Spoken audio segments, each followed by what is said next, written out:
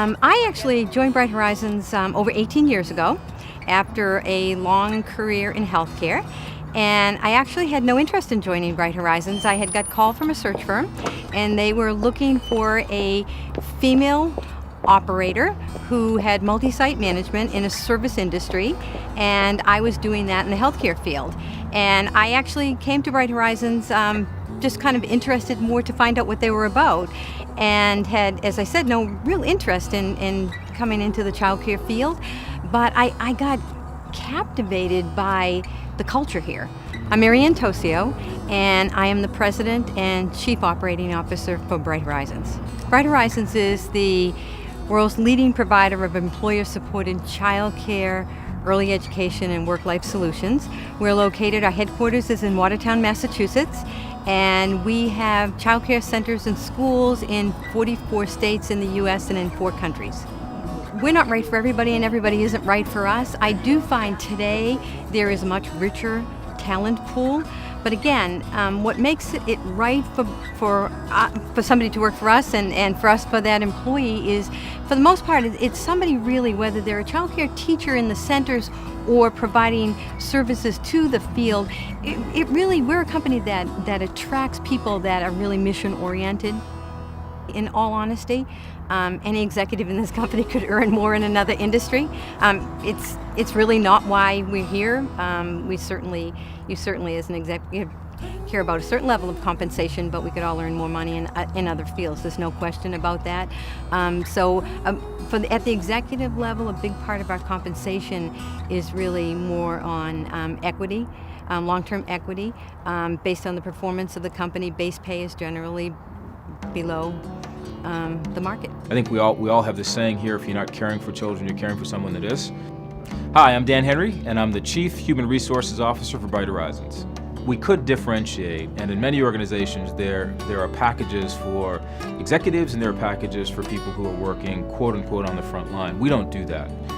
So we annually survey the market. We try to ensure that we're paying particularly for our teachers, at the higher end of the market, and that we're very competitively priced. But again, bearing in mind that parents help to afford teacher pay. So it's always balancing what is an affordable rate of tuition for the marketplace with what we can afford to pay in that marketplace. What we don't have in our executive packages, mine included, are perquisites. We just don't take them because, again, we're an organization that is familial and has a sense when it comes to compensation that we need to be reasonable at every level, including the executive level. Yeah, our reward structure, as it relates to sustaining a great place to work, is probably driven less by compensation than it is by culture, although the two have a role to play together. So we do have compensation rewards that recognize differentiated levels of performance. As for an example, we annually recognize one teacher per division. We call them our Janice Hill Award winners. We just did this a week or so ago. Each of those teachers receives a check for $1,000 for their exemplary contribution. A few years ago, we recognized that we have some directors these are our frontline leaders leading these centers, who've been in their roles, at the time I think it was 10 years, in their roles as directors, and we recognize them by giving them all expense paid trips to go visit the European operation and tour Europe. Many of them hadn't ever seen Europe. It was a chance for them to share program ideas, to share how we're making quality outcomes come to life for children in Europe and how we do that in the U.S. And it was also no small form of recognition for this group of directors who, frankly, I think value that more than they would have valued a small raise at that point. And so we use a wide range of vehicles. We use direct base pay, we use bonuses where we can, we use incentives where we can, we use a profit sharing plan where we can, and we have a limited option plan as well. So a very, very broad range of things that we do, but then we also make these non-traditional investments in people in other ways that some may or may not consider compensation. We very much consider it to be a part of the total cultural package that we're creating for people, not necessarily direct compensation.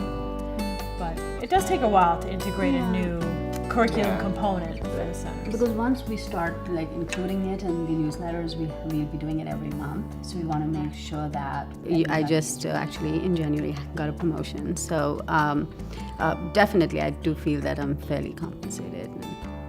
My name is Mumtaz Badshah, and I'm a communications project manager at Bright Horizons.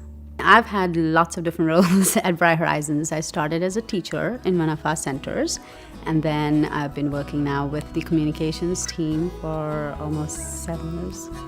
So there is a formal structure, so we obviously have the annual reviews, but it's a very open environment, so you really can talk to people, when you sort of feel that you need new skills, and so they're constantly evaluating what you do.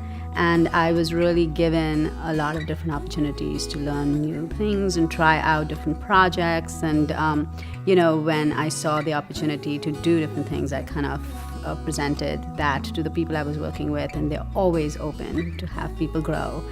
And then it's based on the performance. So, annual reviews, and there are 6-month reviews that you do. And there's a lot of feedback that is requested from your teammates and the other people that you work with and collaborate with, so that your manager gets a good sort of overview of not just your individual performance, but how you work with other people. So I think that it's a very nice sort of environment where you feel that they are measuring your performance, but in relation to all of the different roles that you play. I think our rewards and recognition program actually can always be better. In fact, 2 years ago, or actually last year, we just rebranded it because we do lots of things in rewards and recognition. Our challenge is sometimes getting people to recognize that it's a part of rewards and recognition. Because we're just an organization that can be so good at just saying general thank yous, that people sometimes don't give us the programmatic credit that we'd want attributed to it. So we're doing a much better job of trying to connect specific things that happen for people to a specific program. But at the end of the day, if that's our problem, it's a fairly high-class problem. If people are being thanked and they don't know why, that's a high-class problem for us to have.